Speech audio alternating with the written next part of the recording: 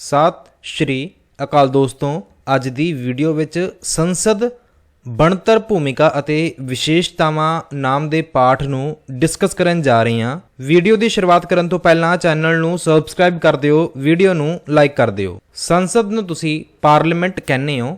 Parliament ਦਾ structure ਕਿਹੋ ਜਿਹਾ ਆ, ਇਹਦੀ ਭੂਮਿਕਾ ਕੀ ਹੈਗੀ ਆ, ਕੀ ਵਿਸ਼ੇਸ਼ਤਾਵਾਂ ਨੇ, ਇਹਦੀ ਗੱਲ ਆਪਾਂ ਇਸ ਵੀਡੀਓ ਵਿੱਚ ਕਰਾਂਗੇ। ਜਦੋਂ ਆਪਾਂ ਗੱਲ ਕਰਦੇ ਹਾਂ ਆਪਣੇ ਭਾਰਤੀ ਸੰਵਿਧਾਨ ਦੀ ਜਾਂ ਫਿਰ ਇੰਡੀਅਨ ਕਨਸਟੀਟਿਊਸ਼ਨ ਦੀ, ਤਾਂ ਆਪਣੇ ਭਾਰਤੀ ਸੰਵਿਧਾਨ ਦੇ ਅਕੋਰਡਿੰਗ ਦੇਸ਼ ਵਿੱਚ ਹੈਗੀ ਆ ਡੈਮੋਕ੍ਰੇਸੀ, ਜਿਹਨੂੰ ਤੁਸੀਂ ਲੋਕਤੰਤਰੀ ਸ਼ਾਸਨ ਪ੍ਰਣਾਲੀ ਕਹਿ ਸਕਦੇ ਹੋ। ਕਿ ਆਪਣੇ ਭਾਰਤ ਦੇਸ਼ ਦੇ ਵਿੱਚ ਭਾਰਤੀ ਸੰਵਿਧਾਨ ਦੇ ਅਨੁਸਾਰ ਲੋਕਤੰਤਰੀ ਸ਼ਾਸਨ ਪ੍ਰਣਾਲੀ ਵੇਖਣ ਨੂੰ ਮਿਲਦੀ ਹੈ, ਤੇ ਇਹਦੇ ਵਿੱਚ ਵੀ ਤੁਹਾਨੂੰ ਅਪ੍ਰਤੱਖ ਲੋਕਤੰਤਰ ਦੀ ਵਿਵਸਥਾ ਇਹਦੇ ਵਿੱਚ ਕੀਤੀ ਹੋਈ ਹੈ, ਜਿਹਨੂੰ ਤੁਸੀਂ ਇਨਡਾਇਰੈਕਟ ਡੈਮੋਕ੍ਰੇਸੀ ਕਹਿ ਸਕਦੇ ਹੋ।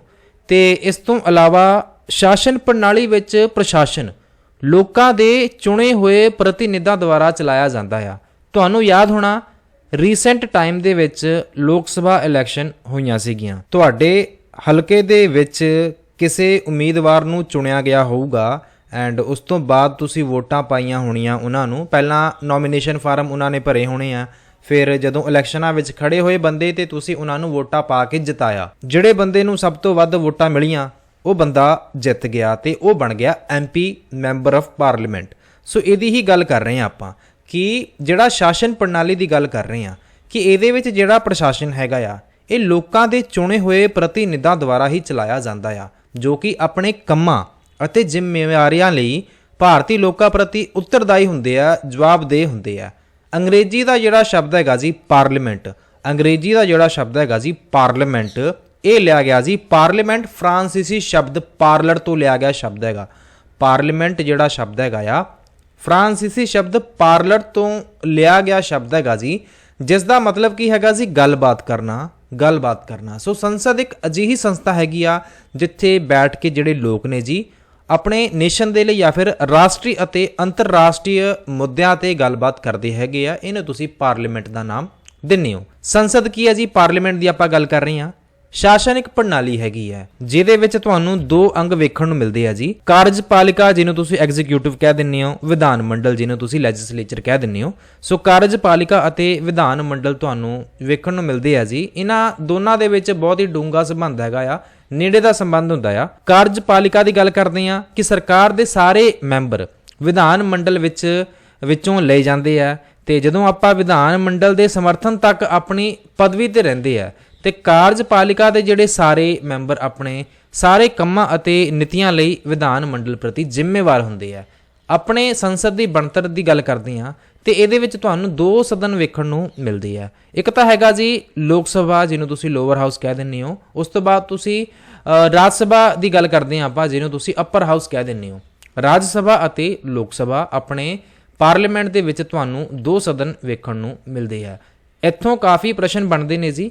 ਸਭ ਤੋਂ ਪਹਿਲਾਂ ਆਪਾਂ ਗੱਲ ਕਰਾਂਗੇ ਲੋਕ ਸਭਾ। ਨਾਮ ਤੋਂ ਹੀ ਕਲੀਅਰ ਹੋ ਰਿਹਾ ਕਿ ਇਹ ਲੋਕਾਂ ਦਾ ਸਦਨ ਹੈਗਾ ਆ।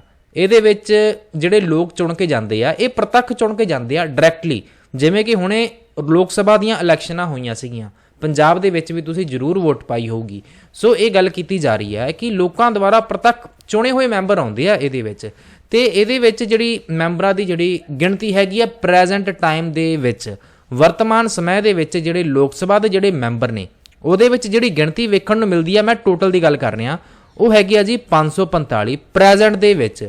ਤੇ ਵੈਸੇ ਗੱਲ ਕਰਦੇ ਆ ਕਿ 543 ਮੈਂਬਰ ਹੁੰਦੇ ਆ ਉਹ ਤਾਂ ਸਿੱਧੇ ਚੁਣ ਕੇ ਜਾਂਦੇ ਆ। ਮਤਲਬ ਕਿ ਇਹਨਾਂ 543 ਲੋਕਾਂ ਨੂੰ ਲੋਕਾਂ ਦੁਆਰਾ ਚੁਣਿਆ ਜਾਂਦਾ ਆ। ਜਿਹੜੇ 543 ਮੈਂਬਰ ਹੋਣਗੇ ਇਹਨਾਂ ਨੂੰ ਲੋਕ ਚੁਣਦੇ ਆ ਆਪਣੇ ਵਰਗੇ, ਜਿਹੜੇ ਕਿ ਵੋਟ ਪਾ ਕੇ ਆਪਾਂ ਇਹਨਾਂ ਨੂੰ ਜਿਤਾਉਨੇ ਆ। ਤੇ ਜਿਹੜੇ ਦੋ ਮੈਂਬਰ ਹੁੰਦੇ ਨੇ, ਕਿਉਂਕਿ 543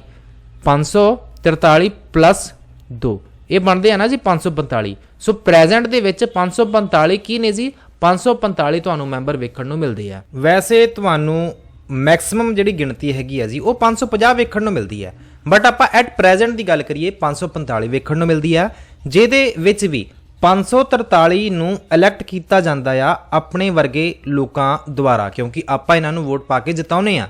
ਤੇ ਦੋ ਜਿਹੜੇ ਹੁੰਦੇ ਨੇ ਜੀ ਐਂਗਲੋ ਅਮਰੀਕਨ, ਇਹਨਾਂ ਨੂੰ ਕਹਿ ਸਕਦੇ ਆ ਕਿ ਇਹ ਜਿਹੜੇ ਦੋ ਮੈਂਬਰ ਐਂਗਲੋ ਇੰਡੀਅਨ ਜਾਤੀ ਦੇ ਰਾਸ਼ਟਰਪਤੀ ਨੋਮੀਨੇਟ ਕਰਦਾ ਆ, ਜਿਹੜੇ 2 ਜਾਣੇ ਹੋਣਗੇ। ਕੁੱਲ ਮਿਲਾ ਕੇ ਬਣ ਜਾਂਦੇ ਆ ਜੀ 545। ਐਂਡ ਇਹਦੇ ਵਿੱਚ ਤੁਹਾਨੂੰ ਅਨੁਸੂਚਿਤ ਜਾਤੀਆਂ ਅਤੇ ਜਨਜਾਤੀਆਂ ਲਈ ਕੁਝ ਤੁਹਾਨੂੰ ਰਿਜ਼ਰਵੇਸ਼ਨ ਵੀ ਵੇਖਣ ਨੂੰ ਮਿਲਦੀ ਹੈ, ਜਿਹਦੇ ਵਿੱਚ 85 ਜਿਹੜੀਆਂ ਪੋਸਟਾਂ ਜਾਂ ਫਿਰ ਕਹਿ ਸਕਦੇ ਆ ਕਿ 85 ਜਿਹੜੀਆਂ ਤੁਹਾਨੂੰ ਸੀਟਸ ਵੇਖਣ ਨੂੰ ਮਿਲਣਗੀਆਂ, ਉਹ ਵੇਖਣ ਨੂੰ ਮਿਲਣਗੀਆਂ ਜੀ ਅਨੁਸੂਚਿਤ ਜਾਤੀਆਂ ਦੇ ਲਈ, ਸ਼ੈਡਿਊਲ ਕਾਸਟ ਕਹਿ ਸਕਦੇ ਹੋ। ਤੇ ਅਨੁਸੂਚਿਤ ਜਨਜਾਤੀਆਂ ਉਹ ਵੇਖਣ ਨੂੰ ਮਿਲਣਗੀਆਂ ਜੀ 47, ਜਿਹਨੂੰ ਤੁਸੀਂ ST ਕਹਿ ਦਿੰਦੇ ਹੋ ਜਾਂ ਫਿਰ ਸ਼ੈਡਿਊਲ ਟ੍ਰਾਈਬ ਕਹਿ ਦਿੰਦੇ ਹੋ। ਤੇ ਪੰਜਾਬ ਦੇ ਵਿੱਚ ਤੁਹਾਨੂੰ ਲੋਕ ਸਭਾ ਦੇ ਕਿੰਨੇ ਮੈਂਬਰ ਵੇਖਣ ਨੂੰ ਮਿਲਦੇ ਆ ਜੀ? ਪੰਜਾਬ ਦੇ ਵਿੱਚ ਤੁਹਾਨੂੰ 13 ਲੋਕ ਸਭਾ ਦੇ ਮੈਂਬਰ ਵੇਖਣ ਨੂੰ ਮਿਲਦੇ ਆ। ਯਾਦ ਕਰ ਲਿਓ, ਪੰਜਾਬ ਦੇ ਵਿੱਚ 13 ਹੈਗੇ ਆ ਲੋਕ ਸਭਾ ਦੇ ਮੈਂਬਰ, ਤੇ ਰਾਜ ਸਭਾ ਦੇ ਮੈਂਬਰ ਤੁਹਾਨੂੰ ਪੰਜਾਬ ਦੇ ਵਿੱਚ ਉਹ 7 ਵੇਖਣ ਨੂੰ ਮਿਲਦੇ ਆ, ਜਿਹਦੀ ਗੱਲ ਆਪਾਂ ਕਰਾਂਗੇ ਅਜੇ। ਸੋ ਲੋਕ ਸਭਾ ਦੀ ਗੱਲ ਕਰ ਰਹੇ ਹਾਂ ਆਪਾਂ। ਤੇ ਲੋਕ ਸਭਾ ਨੂੰ ਤੁਸੀਂ ਕੀ ਕਹਿੰਦੇ ਹੋ? ਅਸਥਾਈ। ਵੀ ਇਹ ਪਰਮਾਨੈਂਟ ਨਹੀਂ ਹੁੰਦੀ, ਵੀ ਇਹ ਇੱਕ ਅਸਥਾਈ ਜਿਹੜਾ ਸਦਨ ਹੈਗਾ ਜੀ, ਇਹ ਤੁਹਾਨੂੰ ਵੇਖਣ ਨੂੰ ਮਿਲਦਾ ਆ। ਟੈਂਪਰੇਰੀ ਜਿਹਨੂੰ ਤੁਸੀਂ ਸਦਨ ਕਹਿ ਸਕਦੇ ਹੋ, ਟੈਂਪਰੇਰੀ ਹਾਊਸ ਜਾਂ ਫਿਰ ਅਸਥਾਈ ਸਦਨ, ਪਰਮਾਨੈਂਟ ਹਾਊਸ ਨਹੀਂ ਹੈਗਾ ਜੇਕਰ ਆਪਾਂ ਲੋਕ ਸਭਾ ਦੀ ਗੱਲ ਕਰਦੇ ਹਾਂ। ਇਹਦਾ ਮਤਲਬ ਇਹ ਹੈ ਕਿ ਰਾਸ਼ਟਰਪਤੀ ਇਸ ਸਦਨ ਨੂੰ ਸੰਵਿਧਾਨ ਦੇ ਕਾਨੂੰਨਾਂ ਅਨੁਸਾਰ ਭੰਗ ਵੀ ਕਰ ਸਕਦਾ ਆ। ਤੇ 5 ਸਾਲ ਜਿਹੜੇ ਕਿ MP ਚੁਣੇ ਜਾਂਦੇ ਆ, ਤੁਹਾਡੇ ਹਲਕੇ ਦਾ ਕਿਹੜਾ MP ਹੋਊਗਾ ਤੁਹਾਨੂੰ ਪਤਾ ਹੋਣਾ ਆ ਕਿ ਉਹ ਜਿਹੜਾ ਪਰਸਨ ਤੁਸੀਂ ਚੁਣਿਆ ਆ, ਉਹ ਸਿਰਫ ਤੇ ਸਿਰਫ 5 ਸਾਲਾਂ ਦੇ ਲਈ ਹੀ ਚੁਣਿਆ ਗਿਆ। ਤੇ 5 ਸਾਲਾਂ ਤੋਂ ਬਾਅਦ ਦੁਬਾਰਾ ਤੋਂ ਜਿਹੜੀਆਂ ਇਲੈਕਸ਼ਨਾਂ ਨੇ ਜੀ ਉਹ ਹੋਣਗੀਆਂ। ਸੋ 5 ਸਾਲਾਂ ਤੋਂ ਪਹਿਲਾਂ ਦੁਬਾਰਾ ਚੋਣ ਵੀ ਕਰਵਾਈ ਜਾ ਸਕਦੀ ਹੈ। ਵੈਸੇ ਉਹ ਵਿਅਕਤੀ ਜਿਹੜਾ MP ਹੈਗਾ ਆ, ਮੈਂਬਰ ਆਫ ਪਾਰਲੀਮੈਂਟ, 5 ਸਾਲਾਂ ਲਈ ਚੁਣਿਆ ਜਾਂਦਾ ਆ। ਗੱਲ ਸਮਝ ਲੱਗ ਗਈ ਹੋਣੀ ਆ ਤੁਹਾਨੂੰ ਸਾਰਿਆਂ ਨੂੰ। ਇਸ ਤੋਂ ਬਾਅਦ ਆਪਾਂ ਰਾਜ ਸਭਾ ਦੀ ਗੱਲ ਕਰ ਲੈਂਦੇ ਆ ਕਿ ਰਾਜ ਸਭਾ ਦਾ ਜਿਹੜਾ ਸਦਨ ਹੈ ਨਾ, ਇਹ ਸਥਾਈ ਸਦਨ ਹੈ। ਲੋਕ ਸਭਾ ਸਦਨ ਅਸਥਾਈ ਸਦਨ ਹੈਗਾ ਆ, ਰਾਜ ਸਭਾ ਦਾ ਜਿਹੜਾ ਸਦਨ ਹੈ ਇਹ ਸਥਾਈ ਸਦਨ ਹੈ, ਪਰਮਾਨੈਂਟ ਹਾਊਸ ਹੈ। ਭਾਵ ਇਹ ਕਿ ਇਹ ਕਦੇ ਵੀ ਭੰਗ ਨਹੀਂ ਹੋ ਸਕਦਾ। ਮਤਲਬ ਇਹ ਕਿ ਵਰਤਮਾਨ ਸਮੇਂ ਦੇ ਵਿੱਚ ਇਹ ਸਦਨ ਦੇ ਮੈਂਬਰਾਂ ਦੀ ਗਿਣਤੀ ਪਹਿਲਾਂ ਮੈਂ ਦੱਸ ਦਿੰਦਾ ਆ, ਸਥਾਈ ਸਦਨ ਬਾਰੇ ਮੈਂ ਫਿਰ ਦੱਸਦਾ ਆ ਤੁਹਾਨੂੰ ਕਿ ਇਹਦੇ ਵਿੱਚ ਜਿਹੜੀ ਮੈਂਬਰਾਂ ਦੀ ਗਿਣਤੀ ਹੈ ਨਾ, ਉਹ ਤੁਹਾਨੂੰ 250 ਵੇਖਣ ਨੂੰ ਮਿਲਦੀ ਹੈ। ਪ੍ਰੈਜ਼ੈਂਟ ਦੀ ਜੇਕਰ ਆਪਾਂ ਗੱਲ ਕਰਦੇ ਹਾਂ, ਵਰਤਮਾਨ ਸਮੇਂ ਦੇ ਵਿੱਚ ਮੈਂਬਰਾਂ ਦੀ ਗਿਣਤੀ ਕਿੰਨੀ ਹੈ ਜੀ? 250। ਜਿਹੜੇ ਕਿ 238 ਮੈਂਬਰ ਹੋਣਗੇ ਉਹ ਜਾਂ ਤਾਂ ਰਾਜਾਂ ਤੋਂ ਜਾਂ ਤਾਂ ਕੇਂਦਰ ਸ਼ਾਸਿਤ ਪ੍ਰਦੇਸ਼ਾਂ ਦੇ ਵਿੱਚੋਂ ਦੀ ਹੁੰਦੇ ਆ, ਤੇ ਜਿਹੜੇ 12 ਹੋਣਗੇ, ਕਿਉਂਕਿ 238 + 12 ਬਣਦੇ ਆ 250, ਤੇ ਜਿਹੜੇ 12 ਮੈਂਬਰ ਹੋਣਗੇ ਉਹਨਾਂ ਨੂੰ ਨੋਮੀਨੇਟ ਕੀਤਾ ਜਾਂਦਾ ਆ ਰਾਸ਼ਟਰਪਤੀ ਦੁਆਰਾ, ਜਿਹੜੇ ਕਿ ਵੱਖਰੀ ਵੱਖਰੀ ਫੀਲਡ ਦੇ ਵਿੱਚ ਉਹਨਾਂ ਲੋਕਾਂ ਨੇ ਯੋਗਦਾਨ ਪਾਇਆ ਹੋ ਸਕਦਾ ਆ, ਜਿਵੇਂ ਕਿ ਵਿਗਿਆਨ, ਸਾਹਿਤ, ਕਲਾ ਐਂਡ ਇਸ ਤੋਂ ਬਾਅਦ ਸਮਾਜ ਸੇਵਾ ਦੇ ਖੇਤਰ ਵਿੱਚ ਪ੍ਰਸਿੱਧੀ ਪ੍ਰਾਪਤ ਕਰਨ ਵਾਲੇ। ਕਈ ਵਾਰ ਤੁਸੀਂ ਪਾਰਲੀਮੈਂਟ ਵਿੱਚ ਵੇਖਿਆ ਹੋਣਾ ਕਿ ਯਾਰ ਉਹਦੇ ਵਿੱਚ ਸੈਲੀਬ੍ਰਿਟੀ ਵੀ ਬੈਠੇ ਹੁੰਦੇ ਆ। ਇਹ ਕਿਵੇਂ ਪੋਸੀਬਲ ਹੈਗਾ ਆ? ਮਤਲਬ ਉਹਨਾਂ ਨੇ ਇਲੈਕਸ਼ਨ ਵਿੱਚ ਨਹੀਂ ਲੜੇ ਹੁੰਦੇ ਫਿਰ ਵੀ, ਕਿਉਂਕਿ ਉਹਨਾਂ ਨੂੰ ਨੋਮੀਨੇਟ ਕੀਤਾ ਹੁੰਦਾ ਆ ਰਾਸ਼ਟਰਪਤੀ ਦੁਆਰਾ, ਐਂਡ ਉਹਨਾਂ ਨੇ ਕਿਸੇ ਨਾ ਕਿਸੇ ਫੀਲਡ ਦੇ ਵਿੱਚ ਯੋਗਦਾਨ ਪਾਇਆ ਹੁੰਦਾ। ਜਿਵੇਂ ਸਚਿਨ ਤੈਂਦੁਲਕਰ ਦਾ ਨਾਮ ਤੁਸੀਂ ਜ਼ਰੂਰ ਸੁਣਿਆ ਹੋਊਗਾ, ਕਦੇ ਵੇਖਿਆ ਪਾਰਲੀਮੈਂਟ ਵਿੱਚ? ਜ਼ਰੂਰ ਵੇਖਿਆ ਹੋਣਾ ਆ। ਸੋ ਕਿਤੇ ਨਾ ਕਿਤੇ ਉਹਨਾਂ ਨੂੰ ਨੋਮੀਨੇਟ ਕੀਤਾ ਹੁੰਦਾ ਆ। ਇਸ ਤੋਂ ਬਾਅਦ ਇਹਨਾਂ ਦੀ ਜਿਹੜੀ ਚੋਣ ਕੀਤੀ ਜਾਂਦੀ ਹੈ, ਜਿਹੜੇ ਆਪਾਂ ਰਾਜ ਸਭਾ ਦੇ ਇਲੈਕਟਡ ਮੈਂਬਰਾਂ ਦੀ ਗੱਲ ਕਰ ਰਹੇ ਹਾਂ, ਇਲੈਕਟਡ ਤਾਂ ਨਹੀਂ, ਇਹਨਾਂ ਨੂੰ ਨੋਮੀਨੇਟ ਕੀਤਾ ਜਾਂਦਾ ਆ। ਸੋ ਮਤਲਬ ਇਹਨਾਂ ਨੂੰ ਜਦੋਂ ਇਹਨਾਂ ਦੀ ਇਲੈਕਸ਼ਨ ਹੁੰਦੀ ਹੈ, ਇਹਨਾਂ ਮੈਂਬਰ ਦੀ ਅਪ੍ਰਤੱਖ ਚੋਣ ਵਿਧੀ ਦੁਆਰਾ ਚੋਣ ਕੀਤੀ ਜਾਂਦੀ ਹੈ। ਅਪ੍ਰਤੱਖ ਵਿਧੀ ਦਾ ਇਨਡਾਇਰੈਕਟ ਮਤਲਬ ਇਹ ਹੈ ਕਿ ਜਿਹਨਾਂ ਲੋਕਾਂ ਨੂੰ ਆਪਾਂ ਚੁਣਿਆ, ਮੈਂਬਰ ਆਫ ਪਾਰਲੀਮੈਂਟ ਆਪਾਂ ਚੁਣ ਦਿੱਤਾ ਆ, ਤੇ ਉਸ ਤੋਂ ਬਾਅਦ ਉਹਨਾਂ MPs ਨੇ ਜਾਂ ਫਿਰ MLAs ਨੇ ਇਹਨਾਂ ਨੂੰ ਚੁਣਨਾ ਹੁੰਦਾ ਆ। ਜਿਵੇਂ ਕਿ ਤੁਸੀਂ ਵੇਖ ਸਕਦੇ ਹੋ, ਅਪ੍ਰਤੱਖ ਚੋਣ ਵਿਧੀ ਦੁਆਰਾ ਚੁਣੇ ਜਾਂਦੇ ਹਨ। ਲੋਕਾਂ ਦੁਆਰਾ ਚੁਣੇ ਮੈਂਬਰ ਮੁੜ ਇਹਨਾਂ ਨੂੰ ਚੁਣਦੇ ਹੈਗੇ ਆ, ਤੇ ਇਹਨੂੰ ਆਪਾਂ ਸਥਾਈ ਸਦਨ ਕਹਿੰਦੇ ਆ। ਕਿਉਂ?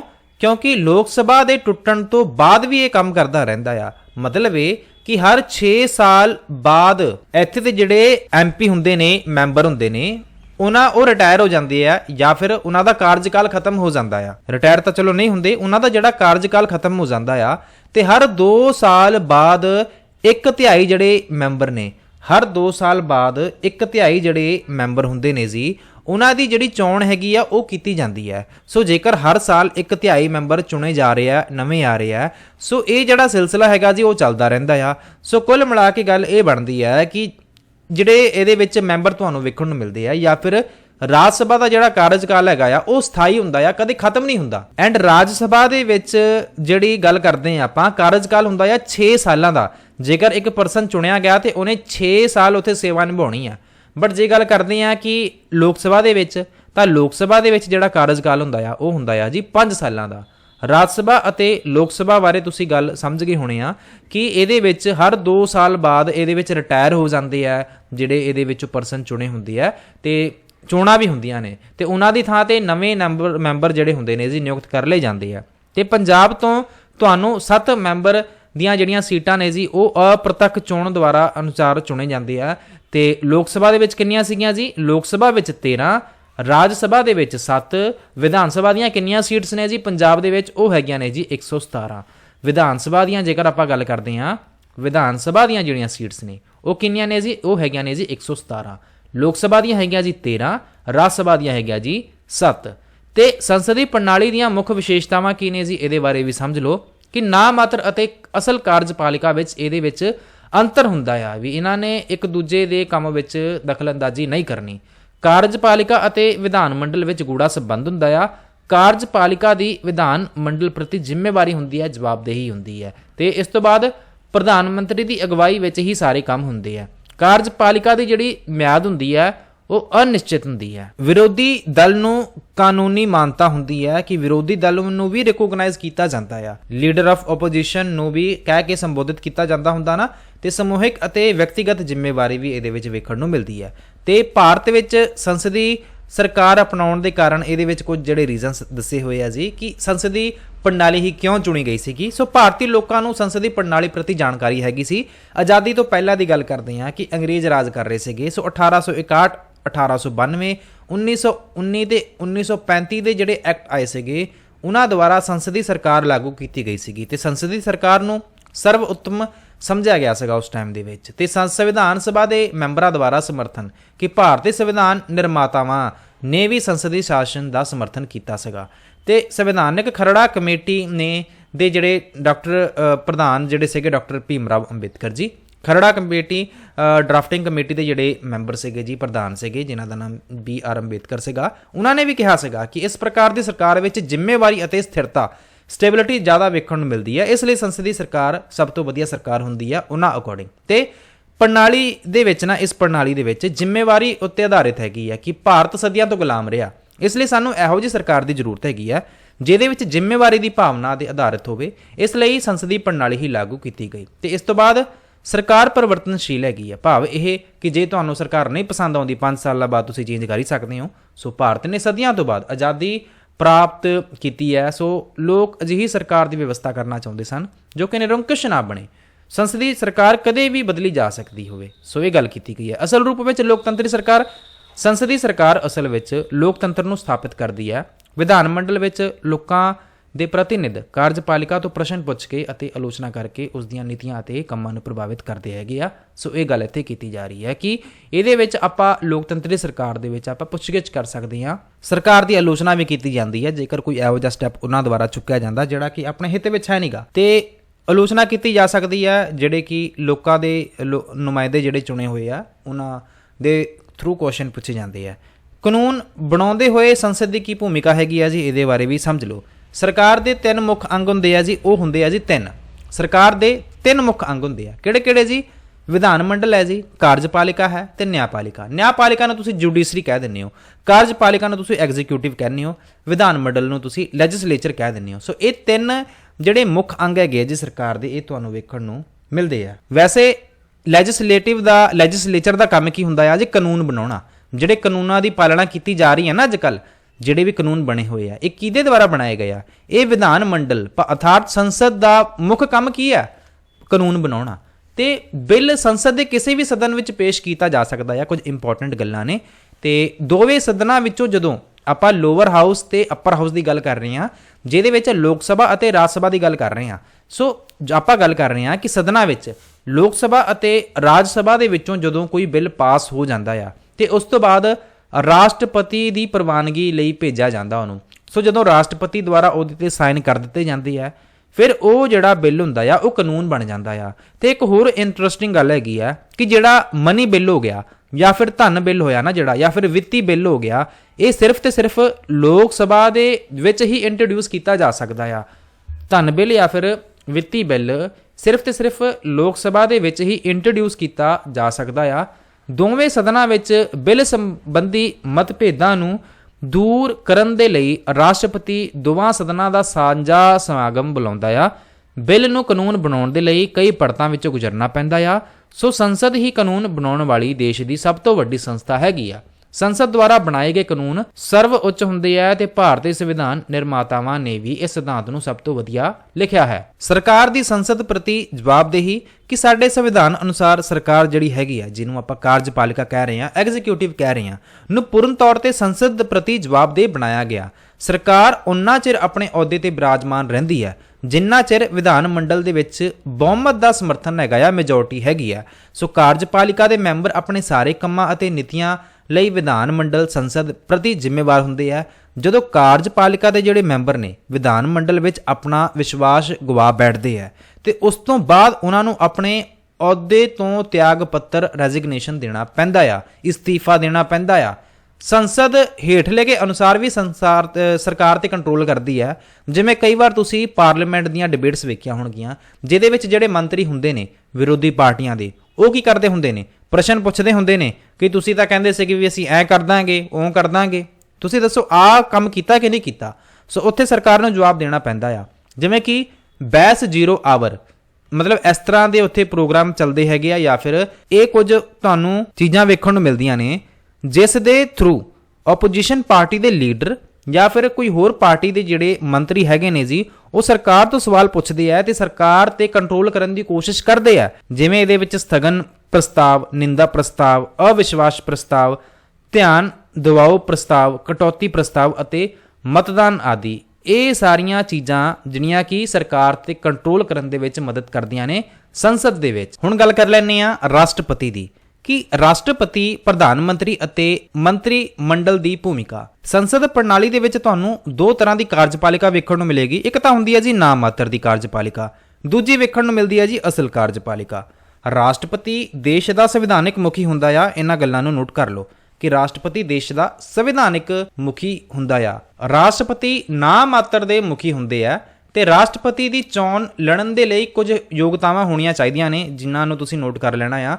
ਕਿ ਸਭ ਤੋਂ ਪਹਿਲੀ ਗੱਲ, ਭਾਰਤ ਦਾ ਨਾਗਰਿਕ ਹੋਣਾ ਚਾਹੀਦਾ, ਉਮਰ ਉਹਦੀ 35 ਸਾਲ ਘੱਟੋ ਘੱਟ ਹੋਣੀ ਚਾਹੀਦੀ ਹੈ ਤੇ ਪਾਗਲ ਜਾਂ ਫਿਰ ਦਿਵਾਲੀਆ ਨਹੀਂ ਹੋਣਾ ਚਾਹੀਦਾ, ਕਿਸੇ ਸਰਕਾਰੀ ਲਾਭਦਾਇਕ ਪਦ ਤੇ ਨਾ ਲੱਗਾ ਹੋਵੇ, ਕਾਨੂੰਨੀ ਅਪਰਾਧ ਨਾ ਹੋਵੇ ਤੇ ਉਹ ਬੰਦਾ ਇਲੈਕਸ਼ਨ ਵਿੱਚ ਖੜਾ ਹੋ ਸਕਦਾ ਆ, ਜੇਕਰ ਆਪਾਂ ਗੱਲ ਕਰਦੇ ਹਾਂ ਰਾਸ਼ਟਰਪਤੀ ਦੀ। ਤੇ ਇਸ ਤੋਂ ਬਾਅਦ ਰਾਸ਼ਟਰਪਤੀ ਦੀ ਜਿਹੜੀ ਚੋਣ ਹੁੰਦੀ ਆ, ਇਹ ਵੀ ਅਪ੍ਰਤੱਖ ਚੋਣ ਪ੍ਰਣਾਲੀ ਰਾਹੀਂ ਹੁੰਦੀ ਆ। ਕਿ ਤੁਸੀਂ ਕਦੇ ਰਾਸ਼ਟਰਪਤੀ ਨੂੰ ਚੁਣਿਆ? ਨਹੀਂ। ਜਿਨ੍ਹਾਂ ਬੰਦਿਆਂ ਨੂੰ ਆਪਾਂ ਚੁਣਿਆ, ਉਹਨਾਂ ਬੰਦਿਆਂ ਨੇ ਅੱਗੇ ਰਾਸ਼ਟਰਪਤੀ ਨੂੰ ਚੁਣਨਾ ਹੁੰਦਾ ਆ। ਇਨਡਾਇਰੈਕਟ ਚੋਣ ਪ੍ਰਣਾਲੀ ਰਾਹੀਂ ਸੰਸਦ ਤੇ ਵਿਧਾਨ ਸਭਾਵਾਂ ਦੇ ਜਿਹੜੇ ਮੈਂਬਰ ਕਰਦੇ ਹੈਗੇ ਆ ਜੀ। ਰਾਸ਼ਟਰਪਤੀ ਦਾ ਜਿਹੜਾ ਕਾਰਜਕਾਲ ਹੈਗਾ ਜੀ, ਉਹ ਕਿੰਨੇ ਟਾਈਮ ਦਾ ਹੁੰਦਾ ਆ? ਉਹ 5 ਸਾਲ ਦਾ ਹੁੰਦਾ ਆ। ਸ਼੍ਰੀਮਤੀ ਪ੍ਰਤਿਭਾ ਪਾਟਿਲ ਸਾਡੇ ਦੇਸ਼ ਦੀ ਪਹਿਲੀ ਮਹਿਲਾ ਰਾਸ਼ਟਰਪਤੀ ਸੀਗੀ। ਪ੍ਰਤਿਭਾ ਪਾਟਿਲ ਪਹਿਲੀ ਮਹਿਲਾ ਰਾਸ਼ਟਰਪਤੀ ਸੀਗੇ। ਤੇ ਰਾਸ਼ਟਰਪਤੀ ਕੋਲ ਵਿਧਾਨਿਕ, ਕਾਰਜਪਾਲਿਕਾ ਅਤੇ ਨਿਆਇਕ ਸ਼ਕਤੀਆਂ ਵੀ ਹੁੰਦੀਆਂ ਨੇ, ਪਰ ਉਹ ਅਸਲ ਵਿੱਚ ਉਹਨਾਂ ਸ਼ਕਤੀਆਂ ਦੀ ਵਰਤੋਂ ਆਪਦੀ ਇੱਛਾ ਅਨੁਸਾਰ ਨਹੀਂ ਕਰ ਸਕਦਾ। ਇਹਨਾਂ ਸਾਰੀਆਂ ਸ਼ਕਤੀਆਂ ਦੀ ਵਰਤੋਂ ਪ੍ਰਧਾਨ ਮੰਤਰੀ ਅਤੇ ਮੰਤਰੀ ਮੰਡਲ ਦੀ ਸਲਾਹ ਨਾਲ ਹੀ ਉਹਨੂੰ ਕਰਨੀ ਪੈਣੀ ਆ। ਇਹ ਠੀਕ ਹੈ ਕਿ ਰਾਸ਼ਟਰਪਤੀ ਦੇਸ਼ ਦਾ ਸੰਵਿਧਾਨਿਕ ਮੁਖੀ ਹੈ, ਪਰ ਜਦੋਂ ਦੇਸ਼ ਦੇ ਵਿੱਚ ਸਾਂਝੀਆਂ ਸਰਕਾਰਾਂ ਦਾ ਜਦੋਂ ਦੌਰ ਸ਼ੁਰੂ ਹੋਇਆ ਸੀਗਾ, ਉਦੋਂ ਰਾਸ਼ਟਰਪਤੀ ਨੇ ਕਈ ਮਾਮਲਿਆਂ ਵਿੱਚ ਸਰਗਰਮ ਐਕਟਿਵ ਭੂਮਿਕਾ ਵੀ ਨਿਭਾਈ ਹੈਗੀ ਆ। ਜਿਵੇਂ 1989 ਦੀ ਗੱਲ ਕੀਤੀ ਆ ਕਿ ਉਸ ਤੋਂ ਬਾਅਦ ਰਾਸ਼ਟਰਪਤੀ ਨੇ ਅਹਿਮ ਭੂਮਿਕਾ ਨਿਭਾਈ ਹੈ। ਫਿਰ 1998, 1999 ਤੇ 2004 ਵਿੱਚ ਹੋਈਆਂ ਲੋਕ ਸਭਾ ਚੋਣਾਂ ਪਿੱਛੋਂ ਜਦੋਂ ਸਰਕਾਰ ਬਣਾਉਣ ਦੇ ਲਈ ਰਾਸ਼ਟਰਪਤੀ ਨੂੰ ਬੜੀ ਸੂਝ-ਬੂਝ ਨਾਲ ਕੰਮ ਲੈਣਾ ਪਿਆ ਆ। ਸੋ ਇਹ ਗੱਲਾਂ ਇੱਥੇ ਕੀਤੀਆਂ ਜਾ ਰਹੀਆਂ ਨੇ। ਤੇ ਪ੍ਰਧਾਨ ਮੰਤਰੀ ਦੀ ਸਥਿਤੀ ਦੀ ਗੱਲ ਕਰਦੇ ਹਾਂ ਕਿ ਪ੍ਰਧਾਨ ਮੰਤਰੀ, ਮੰਤਰੀ ਮੰਡਲ, ਮੰਤਰੀ ਪ੍ਰੀਸ਼ਦ ਅਤੇ ਲੋਕ ਸਭਾ ਦਾ ਜਿਹੜਾ ਮੁਖੀ ਹੁੰਦਾ ਆ ਜੀ, ਉਹ ਪ੍ਰਧਾਨ ਮੰਤਰੀ ਹੁੰਦਾ ਆ। ਉਹ ਸਮੁੱਚੇ ਰਾਜ ਪ੍ਰਬੰਧ ਦਾ ਚਾਲਕ ਹੁੰਦਾ ਆ, ਕੇਂਦਰੀ ਬਿੰਦੂ ਹੁੰਦਾ ਆ। ਅਸਲ ਸ਼ਕਤੀਆਂ ਦੀ ਵਰਤੋਂ ਪ੍ਰਧਾਨ ਮੰਤਰੀ ਹੀ ਕਰਦਾ ਆ। ਜਿਵੇਂ ਡਾਕਟਰ ਅੰਬੇਦਕਰ ਨੇ ਅਮਰੀਕਾ ਦੇ ਰਾਸ਼ਟਰਪਤੀ ਦੀ ਤੁਲਨਾ ਭਾਰਤ ਦੇ ਪ੍ਰਧਾਨ ਮੰਤਰੀ ਨਾਲ ਕੀਤੀ ਸੀਗੀ। ਜਿਵੇਂ ਕਿ ਅਮਰੀਕਾ ਦੇ ਵਿੱਚ ਸਾਰੀ ਸ਼ਕਤੀਆਂ ਪ੍ਰੈਜ਼ੀਡੈਂਟ ਕੋਲ ਹੁੰਦੀਆਂ ਨੇ, ਬਟ ਆਪਣੇ ਭਾਰਤ ਵਿੱਚ ਥੋੜਾ ਜਿਹਾ ਆਪੋਜ਼ਿਟ ਸਿਸਟਮ ਵੇਖਣ ਨੂੰ ਮਿਲਦਾ ਆ। ਸੋ ਇਹਨਾਂ ਨੇ ਕਿਹਾ ਵੀ ਹੈ ਕਿ ਰਾਸ਼ਟਰਪਤੀ ਦੀ ਤੁਲਨਾ ਭਾਰਤ ਦੇ ਪ੍ਰਧਾਨ ਮੰਤਰੀ ਨਾਲ ਕੀਤੀ ਹੋਈ ਹੈ। ਸਾਰੀਆਂ ਨੀਤੀਆਂ ਅਤੇ ਕਾਨੂੰਨ ਪ੍ਰਧਾਨ ਮੰਤਰੀ ਦੀ ਸਲਾਹ ਨਾਲ ਹੀ ਬਣਦੇ ਆ। ਪ੍ਰਧਾਨ ਮੰਤਰੀ ਮੰਤਰੀ ਮੰਡਲ ਦਾ ਨਿਰਮਾਤਾ ਹੈਗਾ ਆ। ਕੋਈ ਵੀ ਮੰਤਰੀ ਉਸ ਦੀ ਸਲਾਹ ਦੇ ਵਿਰੁੱਧ ਆਪਣੀ ਪਦਵੀ ਤੇ ਨਹੀਂ ਰਹਿ ਸਕਦਾ।